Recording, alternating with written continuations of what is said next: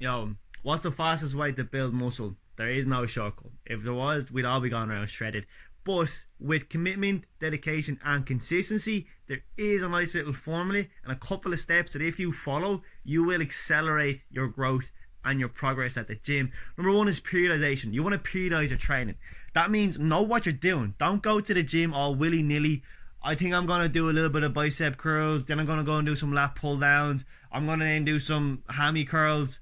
Nah, forget that. Know what you're doing. Have a plan in place and have that plan periodized. So work off blocks. So you want to have an endurance block followed by rest, followed by a strength block, followed by an endurance block, followed by strength. But you want to make sure you're periodizing that. So after every block is rest. That rest is so important. Take your rest. If you're a newbie, follow your endurance cycle by an endurance cycle by an endurance cycle. Don't go into strength cycles prior to 6 months of training, even 12 months. You want to prime the muscles. And next you want your frequency and your volume. Your frequency is how often you go to the gym, and your volume is how much of what you do at the gym. If you're a newbie, 3 to 5 times a week is loads. Do some low intensity cardio like jogging, walking, cycling, swimming. Load up a rucksack and go for a long walk with a rucksack. Awesome. Build some muscle, burn some extra calories, but do not do extra in the resistance training at the gym. If you've been training for a year, 2 years, then you can start loading up and you can start going to the gym twice a day. You can start hammering out some resistance training, and that's going to have some great things for you. Right? Your volume. So that's how much of what. So if you're on an endurance cycle, you're going to be working between, let's say, 10 to 12 reps for your bigger muscles. And if you're smaller muscles, you're going to be working between 12 to 15 reps because they work a bit more with endurance. So you want to work them a little bit longer, a little bit harder. But again, keep those weights light.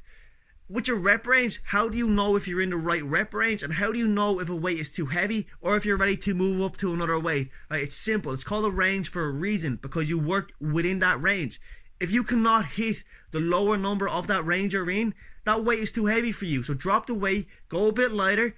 If you're hitting the higher number of that rep range and even going past the limit of that rep range, that means the weight is now too light. That means you've progressed. You can now increase the weight. How do you do that? It's simple. Take 5 to 10% of the weight you're lifting. So for simple numbers, let's just say you're barbell curling 10 kg. So you're going to take 10% of 10 kg equals 1 kg. So you're going to put two small 0.5 kg discs, whatever you have. If they're little magnetic ones, if your gym doesn't have 0.5 discs, get your own. You can even use like there's Argus online. Buy these little things, little magnetic discs, because you want to make sure everything is proper. It's in place. Don't be completely relying on your gym to have everything. And just because your gym doesn't have the half plates, that doesn't mean you're going to go and throw fucking 2 kilo on the bar, because then you're going way too heavy and you're going to start dropping your form. All right. So that's how you know if you're ready to move up and down in your rep range. So that's your volume, your frequency, and how to increase weights. Next up, rest. Rest is so important. If you're not taking enough rest, you're going to go backwards, because your body's not getting enough time to repair, it's not getting enough time to recover, and you are going to burn out. So take your damn rest. 2 days per week is optimal. Some people are good at 6, some people need 3. So hit the gym 3 to 5 times a week, take 2 to 3 rest days a week, and have fun. Yeah, enjoy it. Protein. How much protein do you need? 0.8 grams to 1.3 grams per pound of body weight. So that's simple. Let's say you weigh 200 pounds. Quick maths, 0.8. You're going to need 160 grams of protein. Now, if you've just started training and you're just going to the gym, you're not going to need 160 grams of protein, because if you weigh 200 pounds, chances are you're probably overweight. You're carrying a bit much fat, and that's why you're going to the gym, because you want to lose that fat. You're not going to need all that protein. So save your money. Don't buy as much. Work off of, let's say, a 0.6 or a 0.7 gram per pound of body weight. If you're super lean, like let's say you're 130 pounds and you have no fat, but you don't really have much muscle either, you're going to want to work off the 1.2, 1.3 gram per pound, because your body's going to need that protein to repair and recover. Next up, a balanced lifestyle. So important, and it's not advocated enough. That means go do things you enjoy doing. Go have fun. Don't get sucked into the rat trap of the gym. The gym is not your life. The gym is where you go to improve your body. Spend time with people you love and things you love doing. Have fun. Let your body recover. Let your hormones rebalance. Let your testosterone get spiked.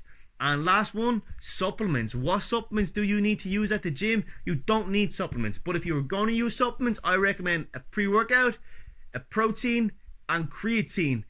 Pre-workout improves focus and energy at the gym. If you've never used pre-workout in your life, don't go taking one full scoop, one full serving. That's just ludicrousy, especially if it has high beta-alanine in it. That's going to make your skin crawl and you're probably going to be afraid to go back to the gym. Start off with a half a scoop. Don't get into no big dick picking contest with some dude who says, oh, I take 2 scoops of that. So what? You're spending 4 times more on pre-workout than I am because I only take half a scoop. Who's the fool now? He is. You're laughing at him. Protein. Pea powder protein. More vitamins, more minerals, including iron, and it's hypoallergenic. So if you have irritable bowels, anything along those lines, it is not going to upset your stomach. Get a pea protein.